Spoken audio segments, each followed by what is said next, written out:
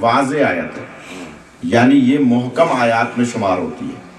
آپ سب جانتے ہیں کہ کچھ آیات متشابہات ہیں، مثلا یہی الف لام میم وغیرہ جو متشابہ آیات ہیں، قاف ہا یا عین صاد نون قلم، یہ جو متشابہ آیات ہیں یہ تو ٹھیک ہے، کہہ سکتے ہیں کہ اس کی معنی سمجھ میں نہیں آتی۔ حالانکہ ایک جملہ کہہ دوں اگر کچھ آمادہ ہیں کہ یہ جو آیات ہیں جو الف لام میم وغیرہ حروف مقطعات یا کہہ لیجئے کہ متشابہ آیات، یہ متشابہ آیات اللہ نے قرآن مجید میں نازل کی لیکن سمجھ میں کسی کے نہیں آتی۔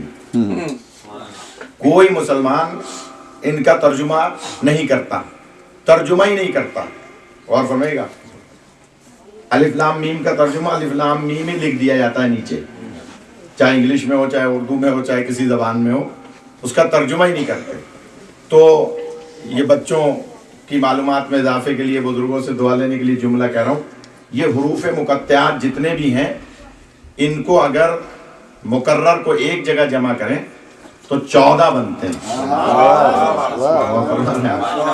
اس کا مطلب یہ ہے کہ قرآن مجید کے 14 کو جب کوئی نہیں سمجھ سکتا جو صامت ہے تو ناطق 14 کو کوئی کیا سمجھ سکتا؟ تو یہ کہہ دے کہ ہم قرآن مجید کو سمجھتے ہیں تو اس کا مطلب یہ ہے کہ قرآن مجید کو نہیں سمجھا جا سکتا تو چہادہ معصومین کو بھی نہیں سمجھا جا سکتا۔ اب ایک عام سوال اٹھتا ہے، یہ جو تھوڑا بہت بچے پڑھ لیتے ہیں نا پھر وہ طرح طرح کے سوال کرتے ہیں، وہ ایک عام سوال یہ ہوتا ہے کہ صاحب اگر قرآن مجید سمجھ ہی نہیں سکتے تو پھر اللہ نے یہ آیات نازل کیوں فرمائی؟ اور اگر ہم 14 کو سمجھ ہی نہیں سکتے تو پھر وہ ہمارے رہبر اور رہنما کیسے ہو سکتے ہیں جب ان کو سمجھ ہی نہیں سکتے؟ تو میں کہوں گا ماننا اور ہے، سمجھنا اور ہے۔ ان کو ماننے کا حکم ہے، سمجھنے کا حکم نہیں ہے۔ ضرور کرنے والا محمد والے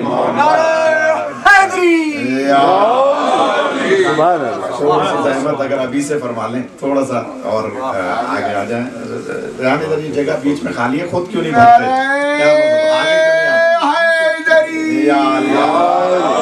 اور بڑھاؤ گے آگے تھوڑا سا، آپ تو قدیمی عزادار ہیں سارے، اب مجھے کہنا نہ پڑے کسی مولانا کی طرح کہ پیر کیوں پھیلا ہوا ہے اور ہاتھ کیوں پھیلا ہوا ہے، تو ایک ذرا درود پڑھنے والا محمد والے محمد، ایک درود پڑھنے والا آواز سے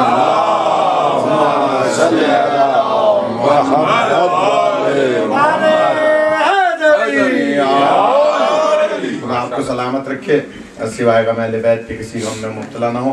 یہ اسی قوم کا خاصہ ہے کہ اتنی موسم کی خرابی ہو یا حالات صحیح نہ ہو یا سفر دور دور ہو، کوئی کہیں رہتا ہے کوئی کہیں رہتا ہے، لیکن یہی قوم ہے کہ جو اس طرح سے تکالیف برداشت کر کے عزاداری کو ترویج دیتی ہے۔ اور ظاہر ہے کہ یہ ہر ایک کے نصیب میں بھی نہیں آتا۔ بہت سارے لوگ میں نے ایسے دیکھے ہیں امریکہ، کینیڈا، برطانیہ میں کہ جو 10 دن مشکل سے ان 10 دنوں میں گھر سے نکلتے ہیں عزاداری کے لیے، اور بعض تو صرف عاشور کو یا شب عاشور کو گھر سے نکلتے ہیں، وہ بھی صرف یہ بتلانے کے لیے کہ دنیا کو پتہ چل جائے کہ میں شیعہ ہوں، اگر مر جاؤں تو مجھے دفن شیعوں کی طرح کر دیں۔ بعض لوگ صرف آخری دن نکلتے ہیں تو ان کا اپنا نصیب ہے، اور جو ماشاءاللہ آپ کی طرح روزانہ دور دور سے سفر کر کے آ رہے ہیں ان کا اپنا نصیب ہے۔ اس لیے کہ یہ نصیب کی بات ہے، یہ اپنی اپنی۔ تو بس میں یہ عرض کر رہا تھا کہ قرآن مجید کو سمجھنا اس لیے مشکل ہے کہ اللہ نے کچھ آیات محکم نازل فرمائی ہیں، اقیم الصلاۃ، نماز قائم کرو، حالانکہ اگر اس پہ بھی غور کریں تو علماء نے اس کو محکم آیت لکھا ہے، لیکن اگر غور کریں تو صلاۃ کی معنی کیا ہے؟ دعا۔ صلاۃ کی معنی ہے دعا، اور جو ہم یہ اپنی زبان میں کہتے ہیں نماز، کیونکہ اردو لشکری زبان ہے لہذا نماز جو ہے فارسی کا لفظ ہے جس کی معنی ہے تنہائی میں رونا۔ نماز کی جو فارسی میں معنی ہے وہ ہے تنہائی میں رونا، نم اور آس، نماز، اس کا مطلب ہے کہ تنہائی میں رونا، اور جو ہم صلاۃ عربی میں ہے اس کی معنی ہے دعا. تو یہ جو ہم رکوع سجود کر رہے ہیں یہ تو نہ عربی میں ہے نہ فارسی میں. لیکن کیونکہ رکوع سجود اس لیے کر رہے ہیں کہ جنہوں نے ہمیں نماز بتلائی ہے وہ رکوع سجود کرتے تھے، کیونکہ وہ اس طرح سے نماز پڑھتے تھے، لہذا ہم اس طرح سے نماز پڑھتے ہیں. ورنہ اس کو محکم آیات میں کہا گیا ہے کہ سمجھ میں آتی ہے، یعنی ظاہری آتوا الزکات، زکات ادا کرو، یہ سمجھ میں آتی ہے. لیکن یہ آیت بھی جو ہے جو اولی الامر کی ہے یہ محکم آیت ہے، متشابہ آیت نہیں ہے کہ جو سمجھ میں نہ آئے. اس لیے محکم آیت ہے کہ اللہ واضح طور پر فرما رہا ہے کہ یا ایھا الذین آمنوا اطیعوا اللہ، اطاعت کرو اللہ و اطیعوا الرسول، اطاعت کرو رسول کی، و اولی الامر منکم، اور اولی الامر کی. تو اس کا مطلب ہے کہ اس میں کوئی ابہام نہیں ہونا چاہیے نا، لیکن مسلمانوں نے اس میں بھی یہ کہہ کے ابہام ڈال دیا کہ جناب حاکم وقت مراد ہے، اولی الامر سے مراد سربراہ مملکت، وزیر اعظم یا صدر یا بادشاہ جو بھی ہے وہ مراد ہے. تو ہم ان سے کہیں گے کہ پھر اللہ کو قرآن مجید میں اسلامی ممالک کی تعداد بھی لکھنی چاہیے. اسلامی ممالک کی تعداد لکھنی چاہیے تھی کہ بھائی اتنے ملک بنیں گے اسلام، ان کا جو حاکم ہوگا وہ اس ملک کا اولی الامر ہوگا. تو اللہ نے نہ اسلامی ممالک کی تعداد لکھی، تو چلیں اگر اسلامی کے لکھ بھی دیتا اللہ اور ان کو اولی الامر بنا بھی دیتا تو پھر آپ کے ممالک کے لوگ کس کی اطاعت کرتے؟ یہاں پر آ کر جو بڑے بڑے دعوے کرتے ہیں، بڑی بڑی تقریریں کرتے ہیں، وہ مولوی ملا کس کی اطاعت کرتے؟ تو اس کا مطلب یہ ہوا کہ آپ اپنے ہی دام میں خود پھنس جائیں گے. اگر اس سے مراد اولی الامر سے مراد حاکم وقت لیں گے تو حاکم تو ہر ملک کا مختلف ہے. ہاں اگر آپ یہ مراد لیتے ہیں کہ وہ حاکم جو کائنات کا ایک ہی حاکم ہو تو پھر ہمارے مقصد پہ اور ہمارے مسلک پہ آ جائیں گے. اگر کائنات کا ایک ہی حاکم لیتے ہیں بعد از رسالت امام تو پھر ماننا پڑے گا کہ وہی اولی الامر ہے جو رسول کے بعد ہے، جس کو اولی الامر اللہ کہہ رہا ہے اور ہم اس کو امام مبین کہہ رہے ہیں. وہ امام مبین جو رسول کے بعد رسول جیسے فضائل و مناقب اور کمالات اور تمام تر حضور پاک والے اختیارات رکھتا ہو اسے کہتے ہیں اولی الامر. اور یہی سبب ہے، اب میں اگر آمادہ ہو ہی گئے تو تھوڑے سے فضائل پڑھ لوں، اور وہ یہ کہ جتنے بھی انبیاء علیہ السلام ہیں، یہ جو انبیاء علیہ السلام گزرے ہیں ماضی میں، سارے کے سارے سرکار کو چھوڑ کر سارے کے سارے جزوی اولی الامر ہیں. پھر دوہرا رہا ہوں، جزوی کو کیا کہیں گے انگلش میں؟ پارشل. تو یہ جزوی اولی الامر ہیں. جو بچے نہیں سمجھ رہے ہیں جزوی، اس لیے میں نے یہ دہروایا کہ جناب جزوی اولی الامر ہیں تمام کے تمام انبیاء سرکار کے علاوہ. 14 کو اللہ نے، جن میں 12 امام کلی اولی الامر بنائے، یعنی وہ جزوی اولی الامر نہیں ہے، کلی اولی الامر ہے. سابقہ انبیاء جزوی اولی الامر ہے. اب سابقہ انبیاء کے جزوی اولی الامر ہونے کی اور ان کے اختیارات کا آپ یہ اندازہ لگائیں کہ حضرت موسیٰ بھی جزوی اولی الامر ہے. حضرت موسیٰ کی قوم کہتی ہے کہ ہم تو مقابلے میں نہیں جائیں گے، آپ لڑیے یا آپ کا اللہ لڑے. حضرت موسیٰ کی قوم بنی اسرائیل ہے نا، اور حضرت موسیٰ جزوی اولی الامر. میں تو بس جزوی اولی الامر کی 1-2 مثالیں دینا چاہ رہا ہوں، اور پھر کلی اولی الامر کی 1-2 مثالیں کربلا کی سن لیں اور آج سے مربوط ہو جائیں ہم. حضرت موسیٰ علیہ السلام کے پیچھے جب فرعون پڑ گیا اور اس نے کہا کہ میں انہیں قتل کروں گا، گرفتار کیا جائے، تو آپ یہ سب جانتے ہیں کہ حضرت موسیٰ کے پیدا ہونے میں ہی 70,000 بچے قتل کرائے گئے تھے. 70,000. لیکن حضرت موسیٰ علیہ السلام کو اللہ نے بچانا تھا، اس دنیا میں لانا تھا. اور آپ نے ہزاروں دفعہ سنی بھی باتیں، بچوں کے لیے 1-2 باتیں عرض کر رہا ہوں کہ جب ان کی ماں نے ان کو ایک صندوق میں بند کر کے اور دریا کے حوالے کر دیا تھا، تو دریا جا رہا تھا مخالف سمت میں، موسیٰ جا رہے تھے مخالف سمت میں. جزوی اولی الامر ہیں اور کم سن ہیں. جزوی اولی الامر چاہیں تو دریا کا رخ موڑ سکتے ہیں.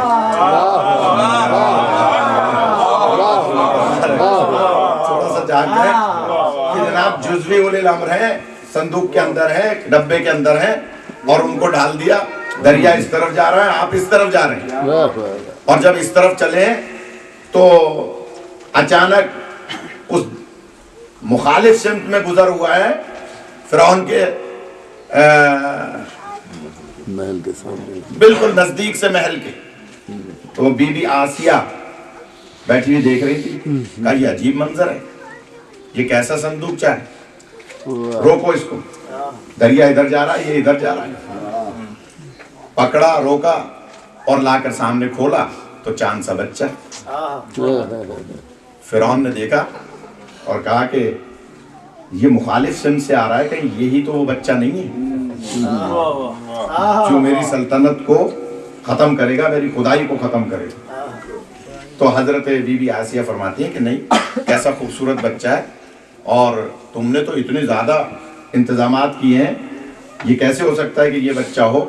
اور اگر تمہیں امتحان ہی لینا ہے تو ایسا کرو کہ ایک پلیٹ میں انگارے منگا لو اور ایک میں اشرفیاں منگا لو. اگر اشرفی کو اٹھائے تو سمجھ لینا وہی بچہ ہے، اور اگر انگارہ اٹھائے تو پھر سمجھ لینا عام بچہ ہے. بلا وجہ کیوں اس خوبصورت بچے کو قتل کرنا چاہتے. کہا کہ ٹھیک ہے، لاؤ پہلے سے میری گود میں دو. جیسے ہی گود میں لیا تو داڑھی پکڑ لی. حضرت موسیٰ نے داڑھی پکڑ لی، اور روایت کے الفاظ ہے کہ اس کے داڑھی کے بال جنہیں روزانہ مکھن لگایا جاتا تھا، اتنی مضبوط داڑھی تھی، وہ ٹوٹ کے اس کے ہاتھ میں بہت سارے بال آ گئے حضرت موسیٰ کے. تو اس نے کہا کہ یہی بچہ تو معلوم ہوتا ہے، اس نے میری داڑھی نوچ لی. اب میں جملہ کہہ رہا ہوں، جزوی اولی الامر ہیں حضرت موسیٰ، سامنے فرعون ہے، ہاتھ بڑھا کے داڑھی نوچ لی. یہ جزوی اولی الامر ہیں. ایک کلی اولی الامر ہیں مدینے میں. تاریخ پہ جن کی نگاہ نہیں ہے وہ نہیں بولیں گے، جن کی تاریخ پہ نگاہ ہے وہ صرف گردن نہیں ہلائیں گے. غور فرمائے گا. اور وہ جملہ کیا ہے کہ مولا نہیں، جہاں لے جانا چاہ رہا ہوں غور کیجئے، کہ مولا حسن علیہ السلام مسجد میں خطبہ دے رہے ہیں مدینے میں، اور ایک شخص نے یہ کہا کہ آپ بڑی باتیں کر رہے ہیں کہ آپ شام کے حاکم کو چاہے تو یہاں سے پکڑ کے قتل کر دیں، چاہے تو اس کی داڑھی کو پکڑ لیں، لہذا یہ آپ دعویٰ ہی دعویٰ کر رہے ہیں. تو مولا حسن نے وہاں ہاتھ بڑھایا تھا، اور چشم ددن میں اس کی داڑھی مولا کے ہاتھ میں تھی. یہاں فرعون اور حضرت موسیٰ آمنے سامنے تھے. یہ جزوی اولی الامر ہیں، وہ کلی اولی الامر ہیں. کہ مولا مدینے میں ہے، وہ شام کے اپنے دربار میں بیٹھا ہوا ہے. اور جب حساب لگایا گیا تو پتہ چلا کہ جناب اسی وقت یہ یزید کا باپ اپنے تخت پہ بیٹھا ہوا اوندھے منہ زمین پر گرا.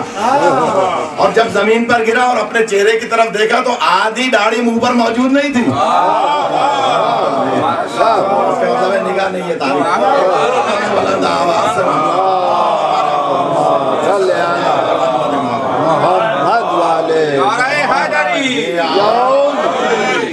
آج شاید مجھے فضائل نہیں پڑھنے چاہیے. غور فرمائے گا، تھوڑا سا آمادہ ہو جائے.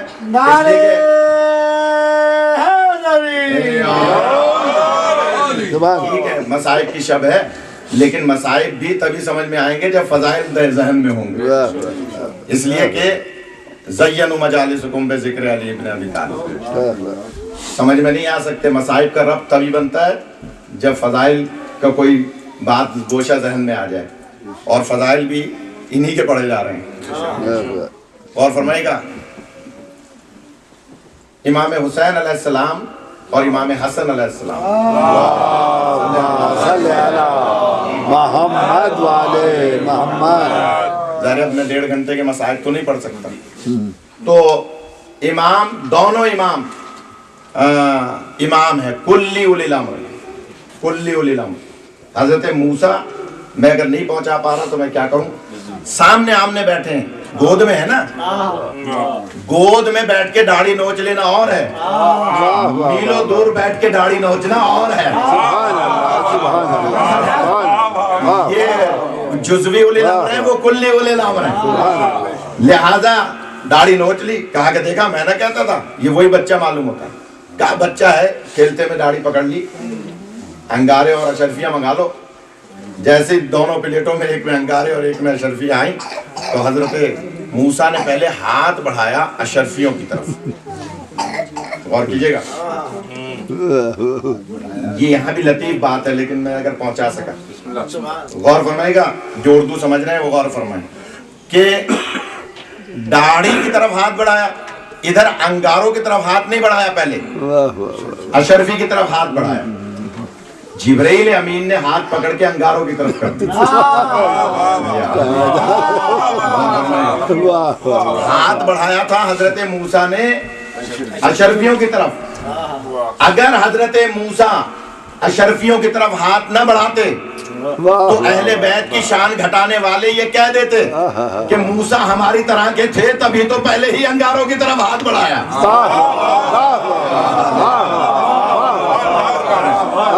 آپ نے پہلے اشرفیوں کی طرف ہاتھ بڑھا کے بتا دیا کہ میں تمہاری طرح کا نہیں ہوں، میں وہی نبی ہوں جو بنایا گیا۔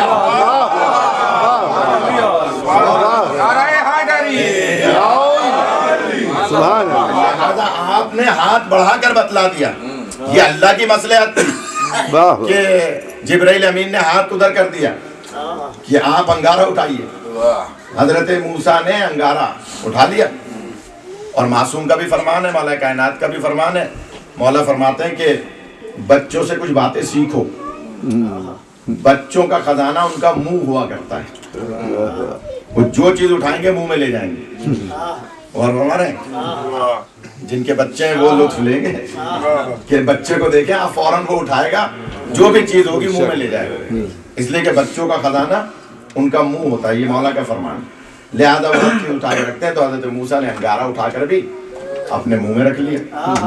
جیسے انگارہ منہ میں رکھا تو زبان جل گئی، زبان میں ہتھیلی، ادھر آجیے، ہتھیلی جو ہے وہ جل گئی۔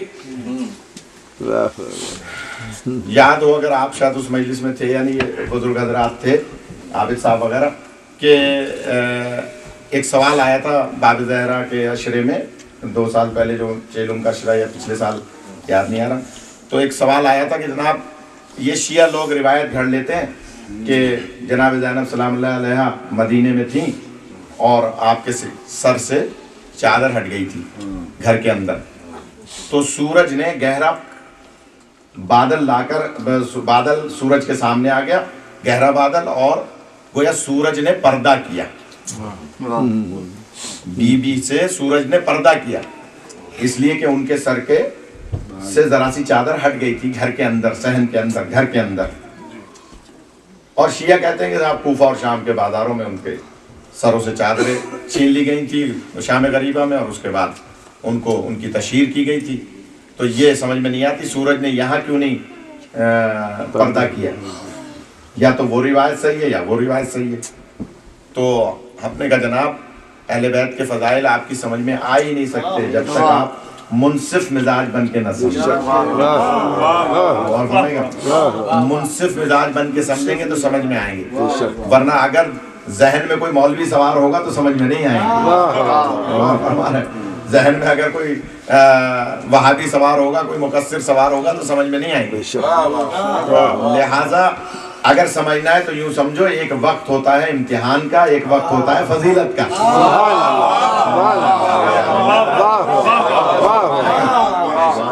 وقت امتحان کا ہوتا ہے، ایک فضیلت کا وقت ہوتا ہے۔ حضرت موسیٰ کے بارے میں کیا کہیں گے آپ؟ حضرت موسیٰ کے ہتھیلی بھی جل گئی اور زبان بھی جل گئی، جلی یا نہیں جلی؟ اور یہی موسیٰ ہیں، ابھی تو کچھ بڑے ہو گئے، ابھی چند گھنٹوں کے تھے کہ جب اس دنیا میں آئے، اور اچانک وہ جو مخبری کرتی تھی دائی، وہ گھر میں داخل ہوئی، تو آپ کی مادر گرامی نے اٹھا کر تندور میں حضرت موسیٰ کو ڈال دیا۔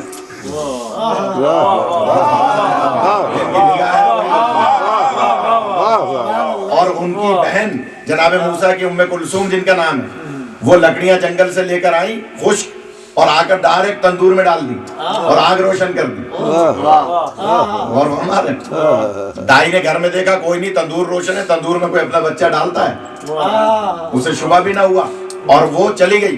جیسے ہی دائی گھر سے نکلی تو حضرت موسیٰ کی والدہ آہوزاری کرنے لگی کہ ام کلثوم کیا کیا, تمہارے بھائی کو میں نے تندور میں ڈالا تھا اور تم نے آگ روشن کر دی.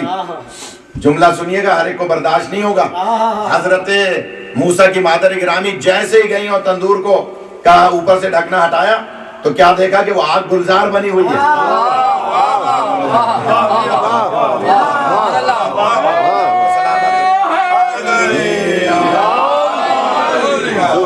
آگ گلزار بنی ہوئی ہے. اور نہ ہو روایت, علامہ نجم الحسن قراروی کی تاریخ اسلام اٹھا کے دیکھ لیں کہ حضرت موسیٰ تندور میں بیٹھے ہوئے جب آگ گلزار ہوئی آل محمد پہ درود پڑھ رہے تھے.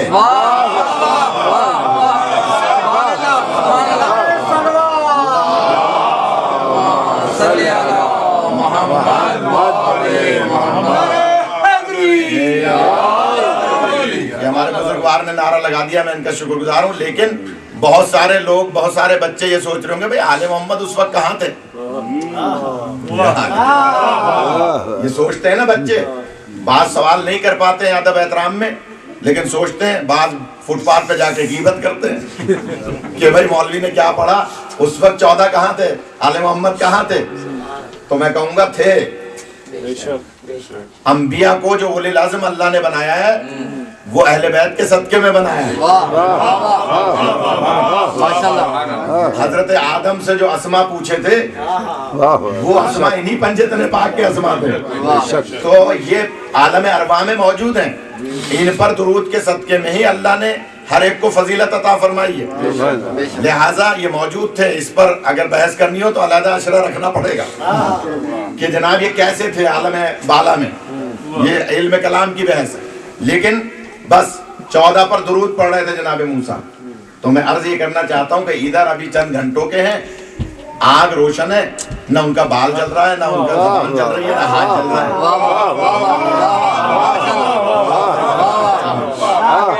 ادھر کچھ بھی نہیں جل رہا. فرعون کے دربار میں ہتھیلی پر انگارہ رکھا ہے تو ہتھیلی بھی جل رہی ہے, زبان بھی جل رہی ہے. اس لیے کہ گھر میں فضیلت کی بات تھی, وہاں امتحان کی بات تھی.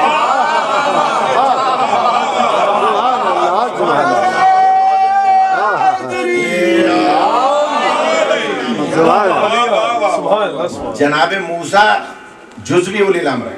حضرت موسیٰ, حضرت جناب زینب عالیہ السلام اللہ علیہ کے گھر کے اندر اگر چادر سر سے ہٹی تھی تو وہ فضیلت کا وقت تھا, یہ امتحان کا وقت ہے.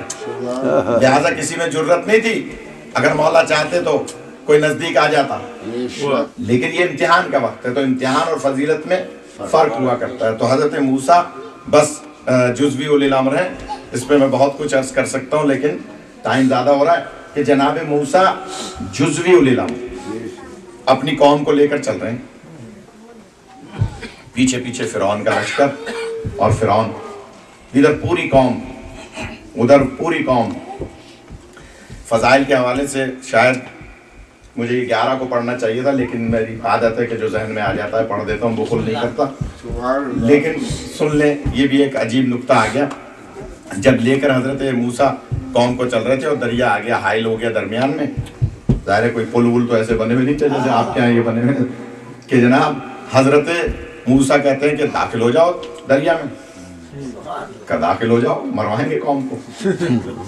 فرمایا کہ داخل ہو جاؤ, میں عصا مارتا ہوں. آپ نے ایک عصا مارا اور پانی میں سڑک بن گئی.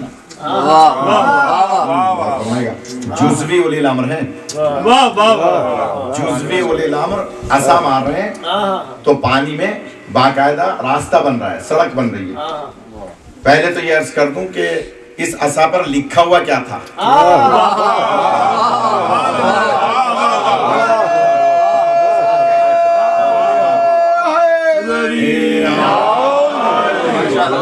اس عصا پر علامہ بشیر ٹیکسلا صاحب نے اپنی کتاب میں لکھا ہے کہ اس عصا پر 3 کلمے لکھے ہوئے تھے.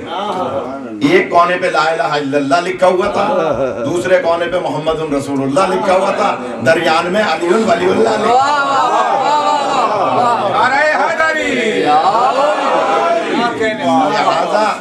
کا مطلب یہ ہے کہ جہاں ان کے نام لکھ دیے جائیں واہ وہاں پانی لطیف ہوتا ہے، وہ کثیف بن جایا کرتا ہے۔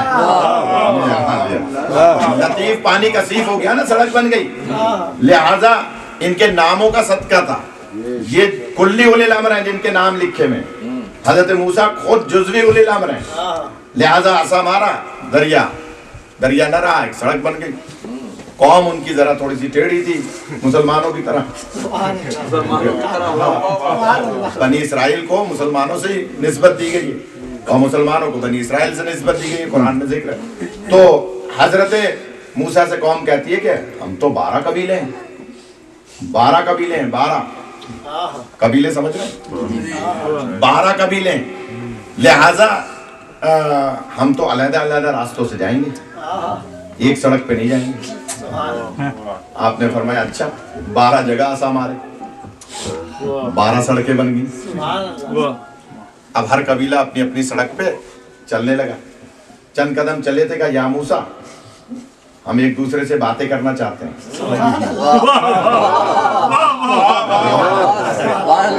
ہم ایک دوسرے سے باتیں کرنا چاہتے ہیں قبیلے والوں سے، لہٰذا یہ جو درمیان میں پانی کی جو ہے وہ دیوار حائل ہو گئی۔ اس زمانے میں موبائل فون اگر نکل گئے ہوتے تو اسی کی خواہش کر دیتے اور پھر وہ ٹھیکہ دیتے اسد میاں کو کہ جناب لے آؤ۔ تو کہا کہ ہم تو باتیں کرتے چلیں گے، باتیں کریں گے ایک دوسرے سے۔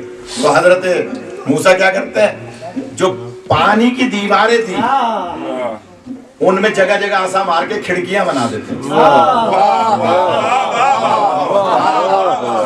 کھڑکیاں اگر نہ ہو تو میں ذمہ دار ہوں، قرآن میں بھی پورا ذکر موجود ہے، جگہ جگہ کھڑکیاں بنا دیتے ہیں۔ اب وہ باتیں کرتے ہوئے جا رہے ہیں، بیچ میں بہت سی باتیں چھوڑ دی میں نے، جب پہنچے تو حضرت موسیٰ آگے آگے، ان کی قوم پیچھے پیچھے۔ حضرت موسیٰ پہلے باہر نکلے دریائے نیل سے اور قوم بعد میں دریائے نیل سے باہر نکلی۔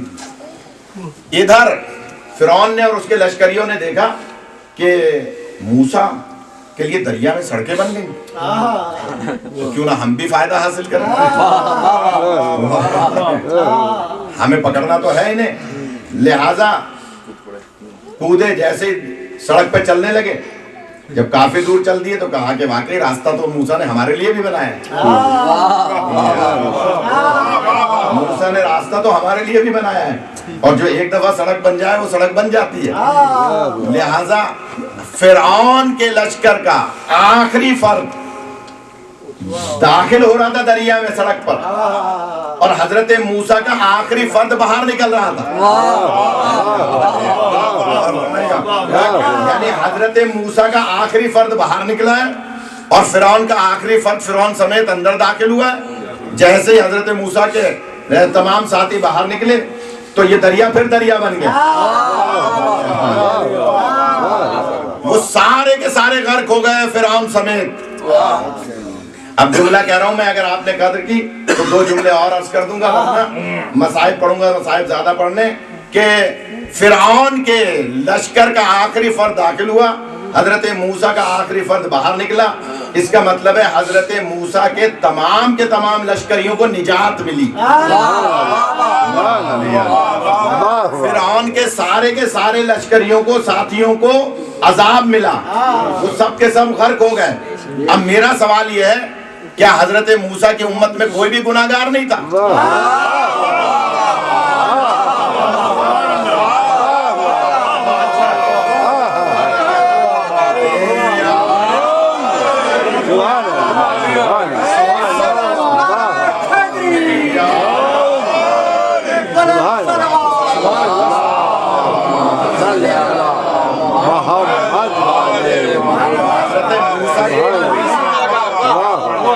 حضرت موسیٰ کی قوم میں کوئی بھی گناہگار نہیں تھا، سارے کے سارے پرہیزگار تھے، نہیں بہت سارے گناہگار تھے بلکہ کثرت سے گناہگار تھے، زیادہ تر تنگ کرنے والے تھے جناب موسیٰ کو۔ بنی اسرائیل کی تاریخ اٹھا کے دیکھیں، زیادہ تر گناہگار تھے لیکن وہ سارے کے سارے نجات پا رہے ہیں۔ اچھا کیا فرعون کے لشکر میں کوئی ایک بھی ایسا نہیں تھا جس نے کبھی کسی کو کوئی صحیح راستہ دکھا دیا ہو؟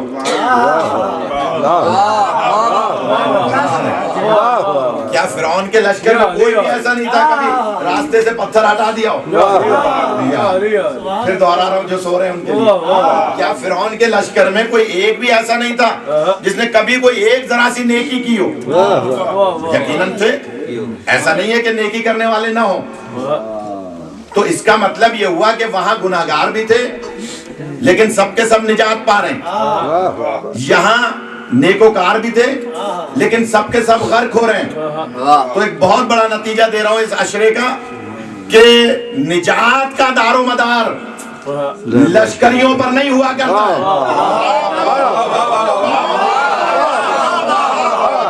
निजात का दारो मदार सहाबा पे नहीं हुआ करता है। निजात का दारो मदार लश्करियों पर नहीं होता, निजात का दारो मदार इमाम पर हुआ करता है।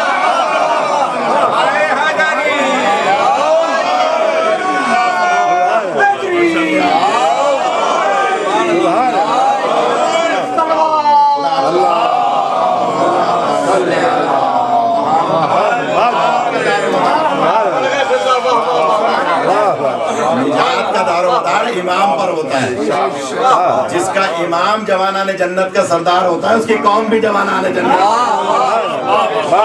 हुआ करती है। जिनके इमाम जहन्नुमी होते हैं उनकी कौम भी जहन्नुमी होती है। निजात का दारो मदार इमाम पर है, लश्कर पर नहीं है, कबीलों पर नहीं है, लश्करियों पर और सहाबा पे नहीं है। लिहाजा वहां फिरौन जैसा उनका रहबर क्योंकि जहन्नुमी था, लिहाजा तो पूरी कौम जहन्नुमी हो गई। अब जानबूझकर किसी को रहबर न बनाना कि जो ये कहते हुए नजर आए कि लिख दे तो लिखवा के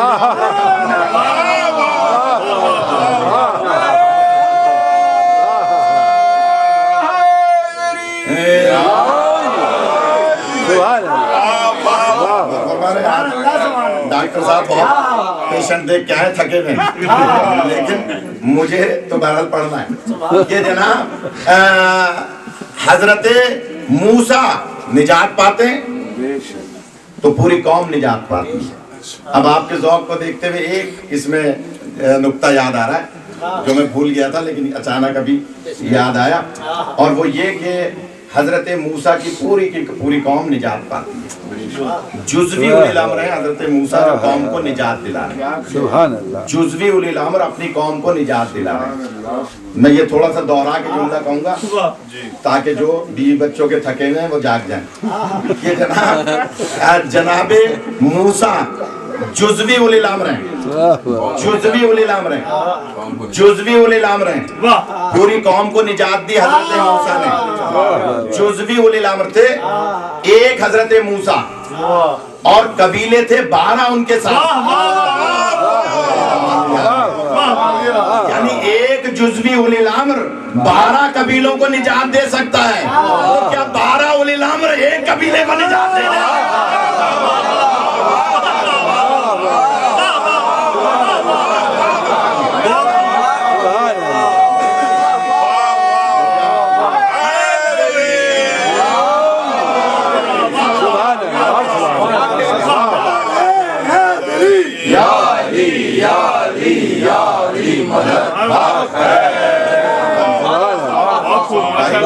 हमारा कबीला तो एक ही है ना, चाहे हम कहीं के भी रहने वाले हो, चाहे हमारी जबान कोई भी हो, चाहे हमारा कल्चर कोई सा भी हो, लेकिन कबीला एक ही है। जो अलीन वलीउल्लाह पढ़ता है वो सब एक ही हैं। तो हम एक होते हुए 12 उलिल अम्र को मानते हैं और 12 उलिल अम्र भी जुज़वी नहीं है, कुल्ली उलिल अम्र।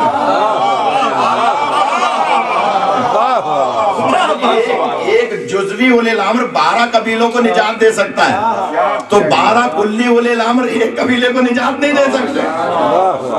यकीनन इस पूरे कबीले को जिसे असना अशरी कबीला कहा जाता है उन्हें निजात देंगे। इसलिए निजात देंगे कि निजात का दारोमदार इमाम पर है।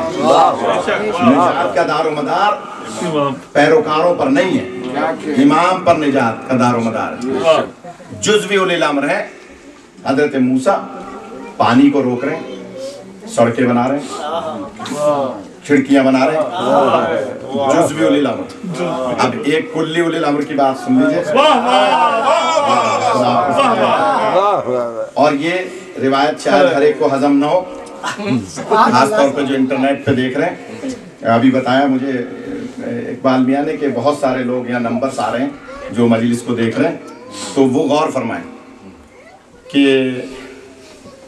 आशूर के दिन जब मौला पहुंचे, मसाइब नहीं है, एक फजीलत का नुक्ता है। मैदान में आवाज देते हैं हमारे साथ, मेरी बात सुनो, घोड़ा दौड़ाता हुआ है कि इतनी शहादतों के बाद, इतने मसाइब के बाद हुसैन मुझे आवाज दे रहे हैं। दूर खड़ा हुआ कि कहीं हुसैन अली के लाल हैं, तलवार न मार दो। दूर खड़ा हुआ, कहा कि या हुसैन कुछ बात करना चाहते हैं या जंग करना चाहते हैं? फरमाया नहीं, जंग अभी नहीं करना चाहता, बात करना चाहता।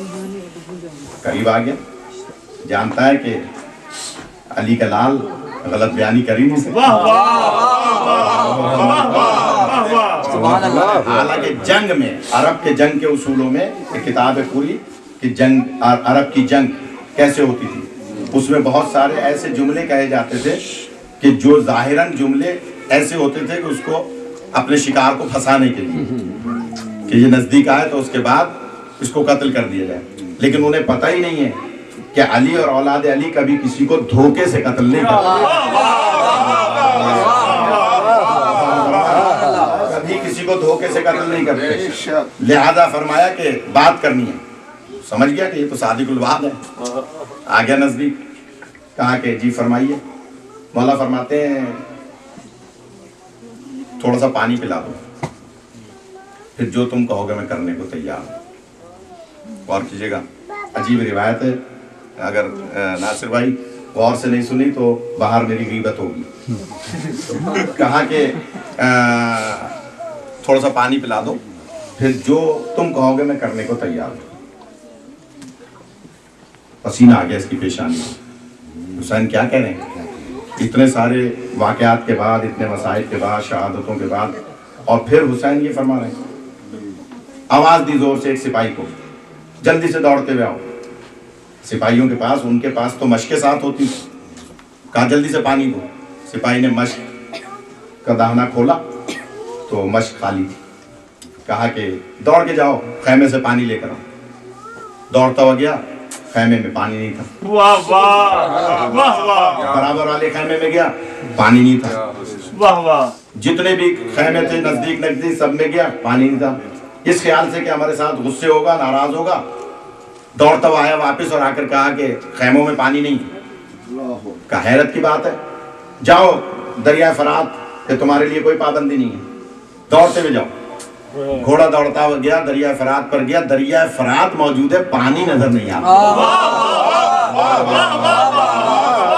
बहुत बड़ी रिवायत सुनाइए, हजारों के मजमे में सुनानी चाहिए थी। नजदीक आप हजारों से बेहतर है कि दरिया में उसने घोड़ा डाला और नेजा जोर से दरिया में मारा कि देखूं क्या हो गया। तो जब नेजा मारा तो नेजे में जो रेत होती है उसके जर्रात चिमट के आ गए। अब ये यहाँ भी लतीफ बात है, जादू जो होता है उसका बदला नहीं हुआ करता है। अगर जादू होगा तो पानी खत्म हो जाएगा, रेत नहीं आएगी।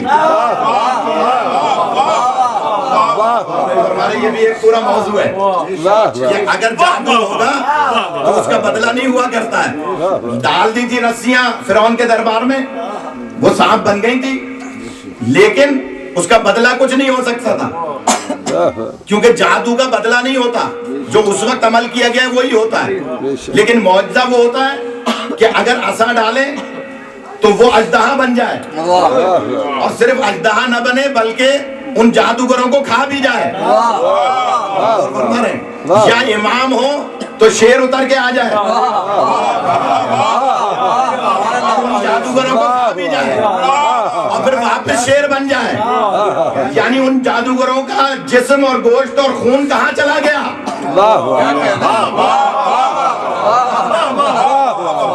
ये पूरा एक मौजू है, फिर कभी अर्ज करूंगा, लेकिन सिर्फ इतना अर्ज कर रहा हूं कि जादू जहां होता है उसका बदला नहीं होता, उसका नेमुल बदल नहीं होता, बस जो उस वक्त अमल किया वो जादू हो जाता है। लेकिन यहाँ क्या है कि पानी तो नहीं है, रेत नहीं मिलनी चाहिए थी इसको, अगर नाउजुबिल्लाह जादू होता यार, लेकिन उसको रेत मिलना इस बात की दलील है कि जादू नहीं है। दौड़ा हुआ आया और आकर हमारे साथ से कहा कि हमारे साथ दरिया तो मौजूद है, पानी नहीं है। मूसा जुज़वी उलिल अम्र है, पानी को रोककर सड़क बना सकते हैं। हुसैन कुल्ली उलिल अम्र है, जहां से चाहे पानी को रोक सकते हैं।